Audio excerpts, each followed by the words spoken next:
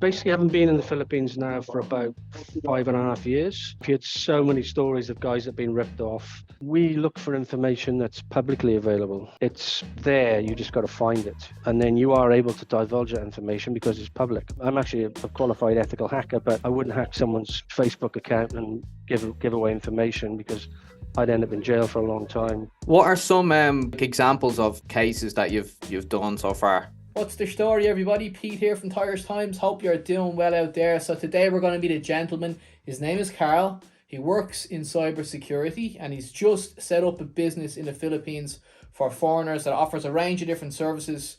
One of them would be perhaps you're dating someone online, you've met them online, and you want to find out if they are who they say they are, they live where they say they live, they work where they say they work. Well, Carl is able to provide that service. It's not just relationship focused. Perhaps you're going into business with someone and you want to do a background check on a potential business partner. I'm sure Carl will be able to provide that service for you as well. He's recently moved into the Thai market too, which we'll get into in this video. So in this video, we're going to cover his business. Then we're going to get into, well, he's going to share stories with us of the cases that he's covered. Some of them are quite interesting. And then we're going to have a talk about Thailand compared to the Philippines, because Carl's traveled to both countries. He's a digital nomad. He knows what he's talking about when it comes to comparing countries, so we'll get his opinions on that as well. And then an interesting takeaway for me after doing this interview was divorce is actually illegal in the Philippines. I never knew that. And adultery, like if you commit adultery, you can go to jail for that. I mean, I just did not know this before I started this interview. It seems very draconian. Like, put in the comment section why that is. I'm sure the people will know the reason why divorce is illegal, and it just sounds strange. I don't understand why it would be illegal, but it is what it is. Anyway, I mean, I don't know. The Philippines is a very Christian country. Is it because, you know, they still hold Christian values, or I don't know? You put it in the comment section. I don't know. Let's get into the interview. Hope you enjoy it. Subscribe to the channel, leave me a comment, hit the like button, do all that jazz, and enjoy the video. Cheers. Carl, thanks very much for coming on. I'm excited to hear the story, right? So you've got a background in cyber security, which is always interested me. When I was in Bangkok, I met a couple of guys that were doing it, and they always had great stories to tell. It seemed like an interesting job. Can you tell us your background? How'd you get into it? Yeah, look, I've been in corporate IT for the last 24 years. So I worked for some big tech companies, IBM, 3 years in New Zealand, Intel, worked with British Telecom, and I worked for all the big telcos as well. So I've been working as a network engineer and an architect, and had a big involvement in cyber all throughout my career, basically. So moving to cyber wasn't like a new thing. I was already doing it. And then my last sort of year I was living in Australia, I worked for the Australian Defence Force then, doing projects for them, sneaky peeky ones. So, and then when I got out of that, then really I started working online. So I've got a small cybersecurity consultancy company based out of the UK, and I teach for CompTIA. I'm a CompTIA cyber instructor, so I teach that as well, a few hours a week, which I really enjoy, teaching students and stuff like that. So yeah, I've been heavily involved in it for the last 24 years, really. You're kind of a digital nomad. So how did you, so you're from Wales and then you went to Australia and New Zealand. You mentioned New Zealand there before we started the interview. So you've traveled around a lot. Like, what was the incentive, or, you know, when did you leave the UK? I left the UK. Well, what happened was I actually met my my ex-wife now in a bar in Wales. She was from New Zealand. So I ended up traveling to New Zealand. And then ended up in Australia. Then the last 8 years I did in Australia. So that's how I ended up in the Southern Hemisphere. But I've traveled a lot. I've been to 64 different countries. I'm a big traveler. And yeah, I do work as a digital nomad now. So literally, I travel around the Philippines quite a lot. I just traveled up from another island this morning. And anywhere I've got internet, I can work, you know. So for me, it's ideal. It's a good scenario for me, really. So let's talk about your business then in the Philippines. What are you doing? As I said before, I own a small cyber consultancy, and I work as an instructor for CompTIA. But basically, I haven't been in the Philippines now for about 5.5 years. You know, I've heard so many stories of guys that have been ripped off. You know, and also I'm single, so I'm on the dating sites as well. You know what it's like. It's just a nightmare. It's a minefield, right? So I've been thinking about it for a long time, and then I decided then a couple of months ago I was just going to give it a go and see what happened. And so I started a company called P9Check.online. And so what we do is we'll take requests from foreigners that are maybe talking to somebody on a dating site, and they'll just send us some details about this person and say, can you do a check on this person? Can we confirm they're real? Can we confirm they live where they say they live? They do what they say they do. And then we'll go away then, and we use these scans called OSINT, stands for Open Source Intelligence, which is a lot of cyber tools that you use.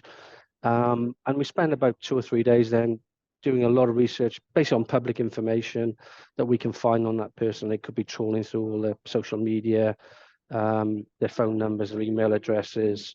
And also, I've got people who work for me. I've got a cyber engineer in Mindanao down south, and also another girl here, another Ireland. So they can also make phone calls, talk to people, call businesses, and try and get information on people. So it seems to work really well. And yeah, we've done a lot of work in the last 2 months. We've been really busy, actually, which has been really good. So we've got off to a really good start. And you know, I've had some great feedback as well. So I mean, it's not for everybody, you know. If you, at the end of the day, if you do your due diligence yourself, you know, you shouldn't really need anybody. But a lot of people aren't tech savvy. A lot of people get, you know, taken for granted. And online as well, you literally don't know what you're going to get. There's a lot of girls on here that are scamming people left, right, and center. I see it every day. I've heard every story, every bar you go to. This guy's just talking about, oh, I got done last week. I got done the week before.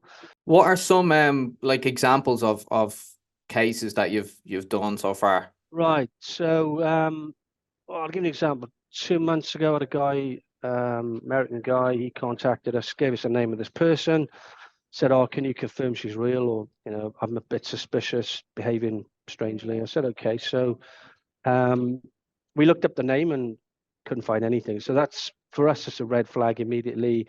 Every Filipino's online. You know, everyone's got an online presence these days. When the name doesn't come up, it's sort of like, all right, there's something different here. And my cyber guy couldn't find anything on this person, so we're like, okay. And then when I looked at some of the photos, I thought, that looks like a ladyboy. You know, I'm sure that is a ladyboy. So I went back to my cyber guy and I said, look, can you look on transgender sites, ladyboy sites, gay sites? I don't know. I don't even know any of those sites. I said, look, start scrolling through those and see if you can find this person. And he found her on a site called Trans Fans, which I'd never heard of. I'm assuming it's an OnlyFans for trans or something. So, and this person was, this girl / boy was Trans Woman of the Year 2017 or 18 or something, completely different name. And then we had a ton of information then. We, you know, 5 different alias names, different pictures of her with different guys and kissing other guys. And so we really got a huge, big, you know, can of worms, really. So I contacted the guy back quickly. I said, look, we haven't finished the report, but I just want to let you know that this is the person, this is her real name. You know, she was born a man. Hope you're aware of that. And then literally come back, get an email reply saying, I wasn't aware of that. He said, I thought it was a girl. I've been talking over 2 months, sending her money, blah, blah, blah. I said, yeah, look, you know, it's really typical. So she'd, you know, been playing this guy. He'd been sending her money. He assumed it was a girl, but it wasn't. So, you know, that's a typical example of what we find. And, you know, we've had some where, you know, we've pretty much said, look, we can't find anything on this person. They just seem genuine and normal. And, you know, and that's what they want to hear. That's what, so they'll say, yeah, that's what I thought. And I said, yeah, they look normal. They've got normal profiles. I mean, we found other ones where girls have got like 7 profiles on Facebook. You know, they're up to no good. You know, 50 foreigner friends, stuff like that. So all we're trying to do is verify with the information we can find who this person is, whether they're real or not, you know. I was just doing a bit of research today. Divorce is illegal in the Philippines, isn't it? And adultery is they can go to prison for it. Correct. Yes. So there is no divorce here. So you have something called annulment, which takes 5 years in court and a lot of money basically to be annulled. But you're technically still married, yeah. And then yeah, it is illegal. So here, sort of, if you're dating a married person, you can get in trouble if they're still tied or if they're still basically, if the husband calls up the police and said he's with my wife, technically you can be arrested. So that actually happened to me, and it's another reason why, you know, you got to do your due diligence. It happened to me when I first moved here. It was January 2019, and I'd met a girl online. I think can't remember. I think Filipino Cupid, I think it was, and I met her, and then after a couple of weeks, it just something didn't quite fit with me, right? And then I kept grilling her and grilling her and grilling her, and eventually she just came up and said, "Yeah, look, I'm married." So I was like, "Oh shit!" And then when I spoke to a couple of guys, you know, in the local bars, and they were like, "Whoa, you can't be with a married woman. You'll end up being arrested." So I was like, "Whoa, okay." And I wasn't aware of that. So literally, that was the end of that. You know, 3 weeks later, I'm sort of single again. And could It's you very actually common here. go to prison for it? Yeah, yes, you can. There are people I've ended up in jail.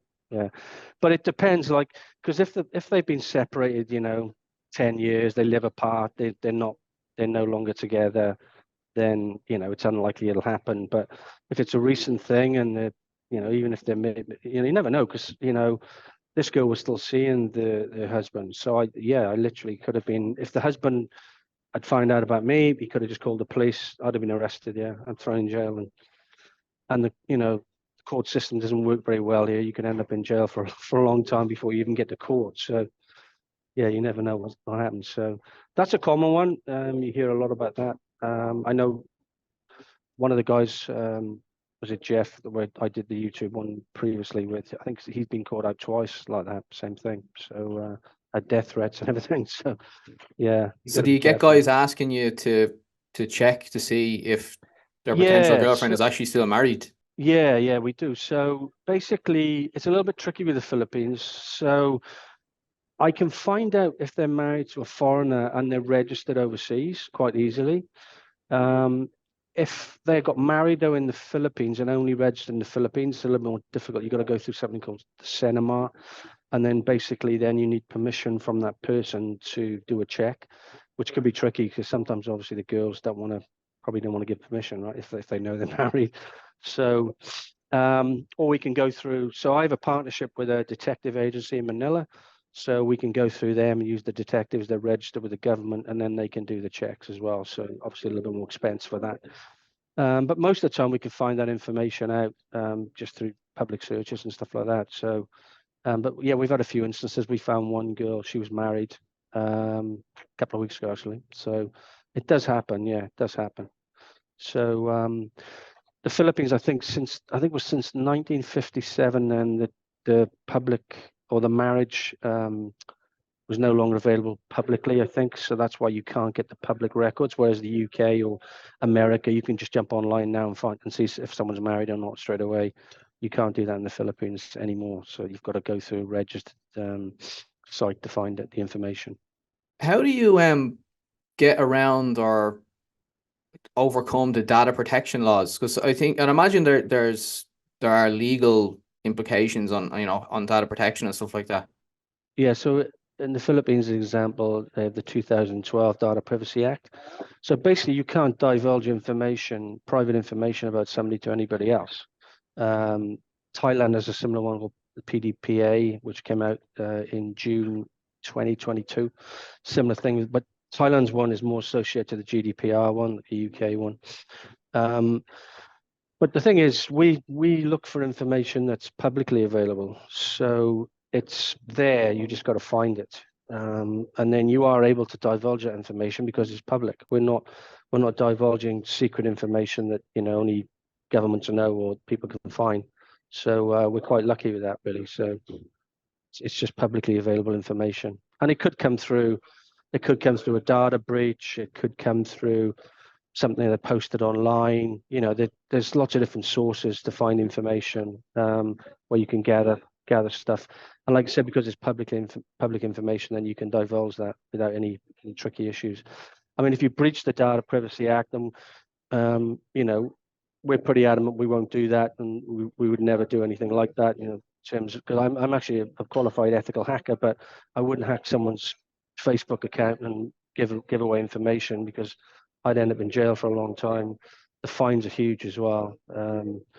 and the prison sentences. So I don't want to take that risk. So we come at it from an ethical standpoint. We look for the information that's available.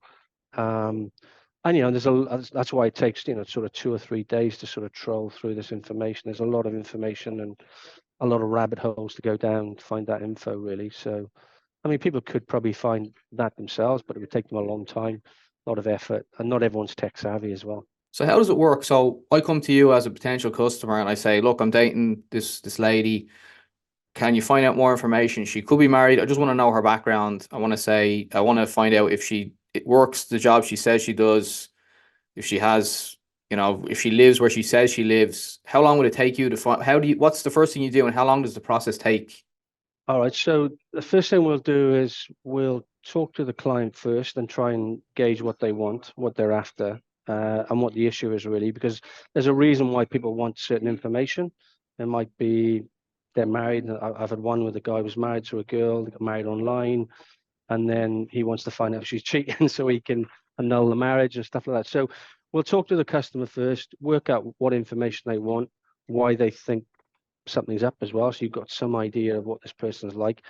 What we'll do then is we'll just gather as much information off them as we can, name, email, phone number, location, photo, whatever. Sometimes, we'll ask them if they can show some communication with the person to make sure that, they're genuine, they are the boyfriend or whatever.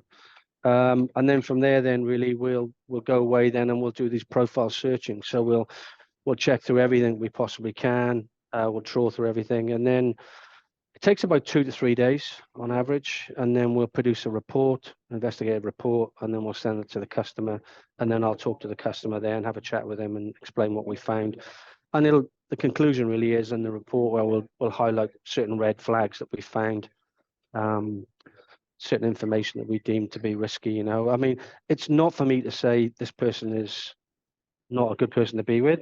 I don't want to go down that area, that space. I literally just say, this is what we found. This is the information on the person. They make their own decision what they do from then on. That's up to them. I just tell them what we found and the information we've gathered so far. And then from there, then they're happy with that. That's okay. Or if we found information that they want, that's okay. But if not, then we can dig a little bit deeper. So then what I suggest then is we sell them an amount of hours, like a bundle of hours. They might buy 10 hours of our time. And then from there, then we might be infiltrating into the Facebook, talking to them with their friends and family and gathering information that way through social media and stuff like that. We have a bunch of dummy accounts that we run and we talk to them that way. So that's digging a little bit deeper. And then if they want to go down the full shebang, as in criminal check, a proper marriage check or whatever, then I'll contact the detectives then, and they can do it through the registered government side of things. So we sort of cover in all angles really, which is quite good. So, but we mainly start with the profile thing first, and then we know what we've got. I always say start with the profile. You need to know who you're dealing with, what you've got basically, and then from there you can take it and dig a bit deeper if you need to. I mean, we make phone calls. We can do some, simple surveillance, or we can do, 4-man team surveillance if we have to as well. So you're doing the cybersecurity stuff, and then you also have like physical kind of like detective work. Yeah. So I don't manage the detective stuff. That goes to my partner in Manila. And they'll do that, with full teams. But we can do the small-term surveillance, small-time stuff, follow people around, knock on doors, take photos and stuff like that. That's basic stuff. I've done that previously in a previous life, so there's no issue doing that sort of things. And we have Filipinos to do it, because obviously you're a white man, you stand out. Yeah. In the Philippines and Asia sort of thing. So, but yeah, that's the next level. Then do your profile, next level, then dig a bit deeper. And it depends where you want to go with this. Like I said, we can offload it to the detectives. They can do whatever you want. Then basically, obviously, got to pay for it. So. Yeah, it's kind of probably a hard question to answer, but like, what would be like a kind of a price range if someone came to you with like what we just spoke about? Yeah, so we charge a flat fee of £99. So it's about $128, I think, US.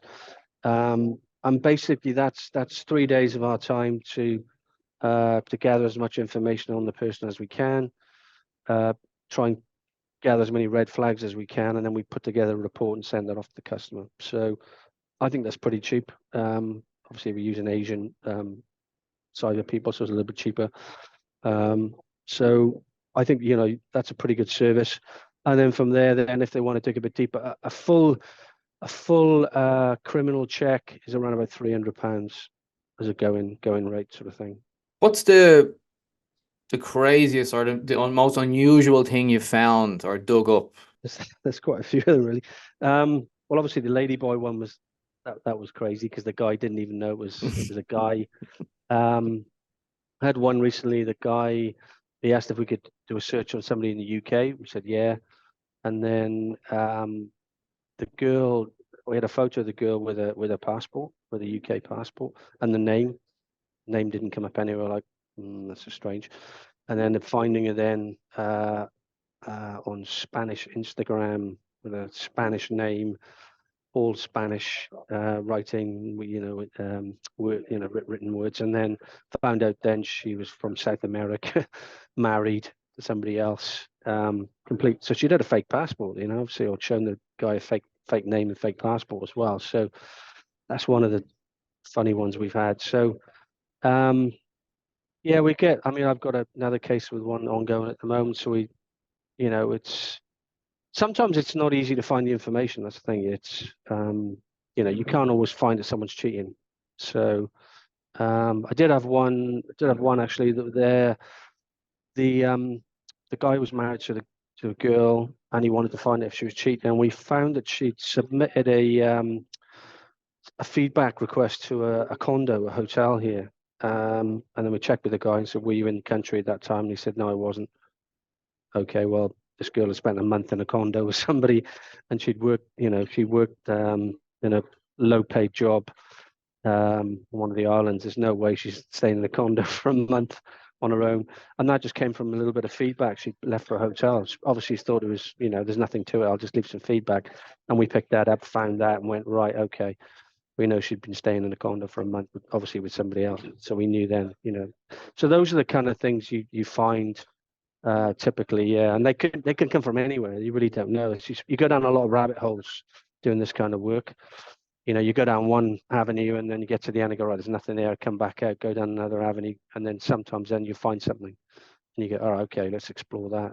Is the business, is it just for the Philippines, or are you going to branch out into Thailand? And I imagine there's a huge market in Thailand to crack. Yeah, good question. So basically, I've been asked that quite a few times in the last month, and I've had a few people from Thailand who've sent me emails as well, customers, and sort of said, can you do Thailand? And I wasn't particularly looking at it because, although I spent a lot of time in Thailand, I was in Thailand for 6 weeks, January, February this year in Phuket. So obviously I don't speak a word of Thai, and I can't read any Thai. But what I've done, I have looked at that, yes. And in the last month now, we've set up a new site, which is www.thai-check.online. And we are looking at doing Thailand now. So I've recruited a Thai cyber engineer. And I've also then got a partner now in Thailand that does the detective work as well. So they're a tier one top company. So they have access to government databases and all sorts of stuff, really. So yes, we are looking at moving into the Thailand market as well. And also we have reached into Indonesia and Malaysia as well. So and that's just come about recently in the last few weeks. So yeah, we're definitely looking at Thailand as an option. Is your plan to just grow this as big as possible, or are you kind of like, let's keep it small and see how we go? Yeah, I think I don't want to. I mean, I'm not interested in growing this into some, you know, multi-corporation. I think it's just literally keep it small, enjoy it. I enjoy what we do. It's fun. It's interesting. You know, you get some crazy requests and some, you know, and it's fun when you're trying to find information on these people, and then when you find some that, you know, they're scamming them for money or whatever, you just go, right, we've got you. So yeah, for me, I think just mainly stay in the Asian market, really. I mean, to be honest, there is a lot of interest, and a lot of foreigners they are getting scammed. You know, there was a guy in Dumaguete, he got done here a couple of years ago, $1 million. He got scammed. $1 million? $1 million. Yeah, How did that happen? he's still living here. He's still living here. I don't know why, but the girl was a really, really good con artist, and her mother was a professional con artist. So they played the long game on the guy. Yeah, 3 years they scammed him. 3 years. And was he in the turned Philippines while he was getting scammed? No, it was in America. He had a chauffeur business there. And basically they played the long game on him and just scammed him bit by bit. And he said, "Oh, you're going to build a new house, so that you send the money for a house, and then we've got you a new car and all this." And none of it was real. And so he turned up. He sold everything, sold his house, sold his business, sent all the money over. He had 500 quid, $500 in Filipino peso in his pocket, Lost it and he all. turned up at the airport. Yeah, I listened to the video last year. And I was like, "Oh my God!" So Jesus. he had, I think he had $500 worth of Filipino peso. That's about 30,000 peso in his pocket at the airport. And then he called the girl up to pick him up, and she said, "Look, don't love you. I'm married to somebody else. All of this is a scam. All your money's gone. You'll never see us again. Put the phone down." Just like that, lost everything. His whole life gone in a And he's heartbeat. still in the So Philippines. he's still here. I know. Well, he sort of, he laughs about it. He told a good story, but I mean, that's thing is, but when you listen to the story, you feel sorry for the guy, but also, it's very foolish. You're sending money to someone you don't really know. But he said 3 years. 3 years they played him one. So that's a long, long haul. He is at fault as well for being that gullible. Absolutely. Yeah, absolutely. I mean, You kind of wonder how that's the thing. someone that made $1 million can lose it so easily. Yeah, I know. But what they said, love is blind. They fall in love with these girls, they believe every word they're saying, and then they just end up sending the money and filtering out. And over a period of 10 years, or his was 3 years, it's a lot of money to take out of the country. But he obviously didn't do any due diligence, didn't do any checks on the girl.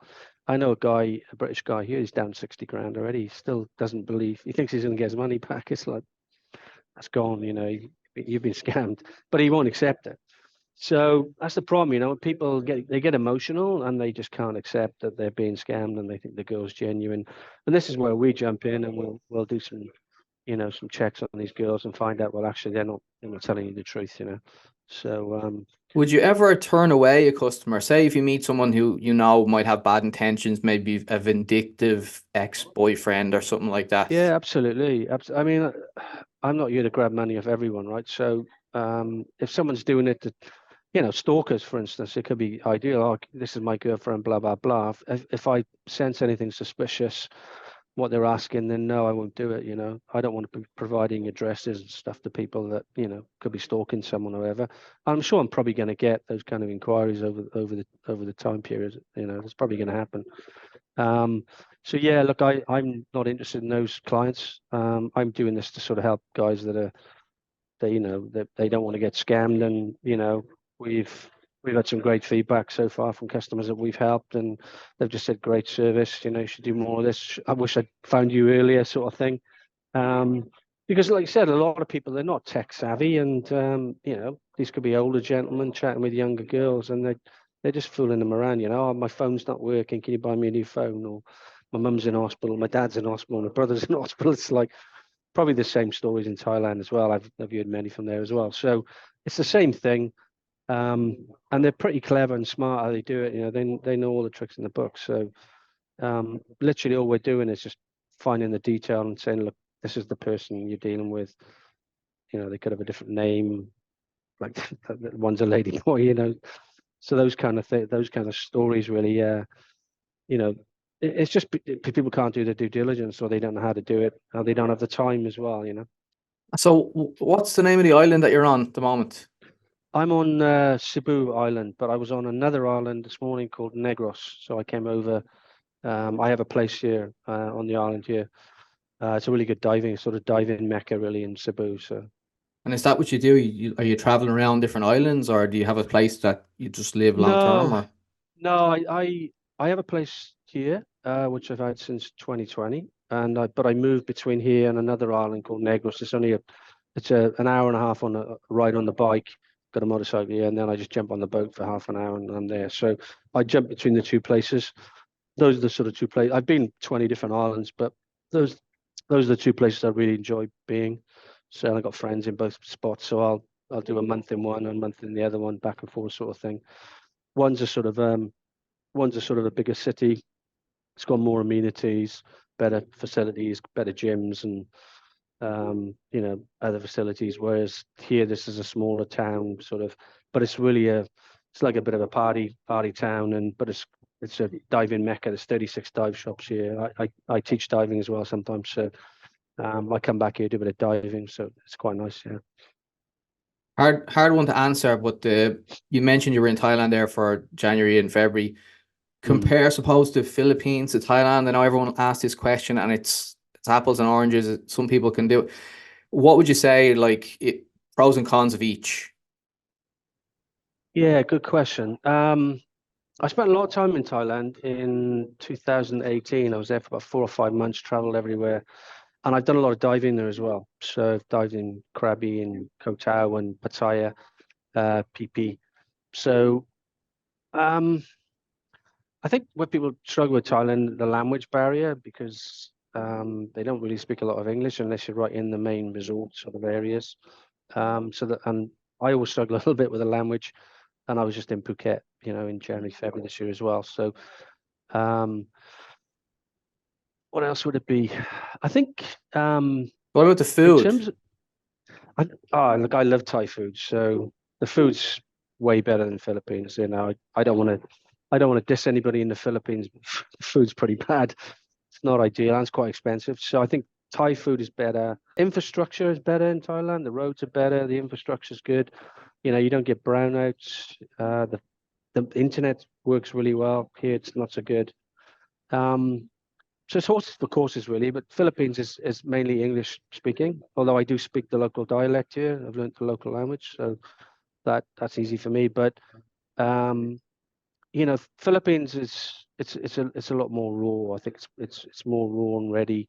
Whereas Thailand, they've been doing tourism for a long time. They know how to get the dollar out of your pocket. They're very, very good, and the customer service is good. Philippines is just a little bit more raw, but I quite like that. Filipino people are really nice and they're party people and they're genuine. How about the visa process? Live long term, is it easier in the Philippines? Yeah, it is. So that's the other downside with Thailand when I was there was, 3 months sort of thing, you're out, So here it's 3 years. So literally you can come here, walk in through the door and stay 3 years and then leave for a day and come back another 3 years. It's just brilliant. So that is one good thing about the Philippines. The visas are really good. Yeah, really, really good. So look, it's not perfect. No country is, but for me, I quite enjoy it. But I also like, traveling around Asia. I've been 11 different countries in Asia. So I'm going to Kuala Lumpur soon as well next month for a week and catch up with some friends there. So yeah, I travel a lot. I'll probably go back to Thailand maybe in August, July, August, catch up with some people there. So I'm in and out quite a lot. And I like it for different reasons. Like I said, food's great in Thailand. Pad Thai, mate, I love it. They cook it in the street. Street food's brilliant. It's just cheap and tastes great. And that's the one good thing, I think. I've never then, had anyone compliment the food in the Philippines. Don't they have no, that egg with the embryo in it? yeah, it's called balut. And the pig, they have a skewered pig or Yeah, something is the main kind of. baboy is the pig dish. The balut is you choose that based on the age, the day age. So I think it's like numbers. I have a number 16 when I've had it a couple of times, but if you get up to age 18 or 20, it's got feathers on it. It's a bit off-putting. You're looking at it going, that's just a bird. You're just eating a raw bird. So yeah, I mean they call it a delicacy, but it's not. It's not like a cheesecake or anything. Sort of. I've had it a few times down south when I traveled down around a couple of the islands, but because it's it's just a fun thing to try. But yeah, it's not my cup of tea. But yeah, look, some people like it, some people don't. Some people prefer Thailand, some people prefer Philippines. It depends on what you want, really. I mean, you can't have everything, but the visas work great. The diving is good here, probably better than Thailand. And there's a lot of islands to explore. If you love to explore and travel around, there's so many islands. It's just there's 7,500 islands. I've only done 20 so far, so there's so many. And are they all populated? I don't think all of them are, but they do say it would take 100 years of your time to look at go to every island. So Wow. it's crazy. I mean, that's the thing. It's part of the adventure. Really, is in the Philippines is travel, because it's just it just takes ages to go anywhere. To go from one island to another, you're gonna go, tricycle, taxi, boat, bus, car, plane. It's just So you have to have every more single. patience. You have a lot of patience to travel here. Yeah, you've just got to say that the traveling part is part of the adventure, because it can take a long time to get around. Yeah, because Um, Thailand is extremely convenient, isn't it? For yes, everything. it is. Everything's close. Everything's convenient. The infrastructure is good. The supermarkets are great. Yeah, it is. It's really, really handy in Thailand. I was back there. I said January, February. I loved it. It was great. Had a nice condo there for a month or 5 weeks, and it was just everything just worked. It was perfect. No brownouts. The roads are great. I had a bike for that time, and the roads are perfect. And but here the roads can be pretty bad. There's dogs on the road. There's goats. There's everything. It's just holes everywhere.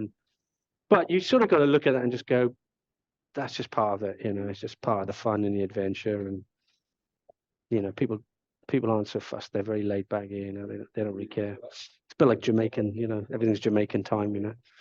I'll see you at 5 o'clock, and they turn up tomorrow. It's like so. But the thing is, if you are very westernized and you can't relax, I'd say the Philippines is probably not for you. I brought friends here and they just hated it, because they said, "Oh, nothing works and everything's slow and delays." And I said, "Yeah, but that's just part of the course.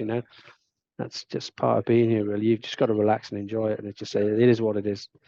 So Well, Carl, I look, quite like it. it's been a pleasure. Look, what I'll do is I'm gonna put all your links for dot what is it .org .online. .online. I'll leave it all Yeah. down below. You also mentioned Oh, you have a brilliant. new website for the Thailand end of the business. Yeah. Yeah. You share that with me, and I'll put it down below for anyone who wants to get in Okay. contact Fantastic. with you. And then any other social media, just send me an email, and I'll put it in for everyone down All below in right. the description. Thanks, Been a Pete. pleasure. Appreciate it. Let's do it again, Carl. I'm sure in 6 months, 9 months down the line, you're going to have more stories as the business grows and Yeah. develops. Yeah. Let's I'm do it sure I again. will. All right. Sounds great. All right. Take it easy. Thanks very much. Take care. Cheers. Bye bye.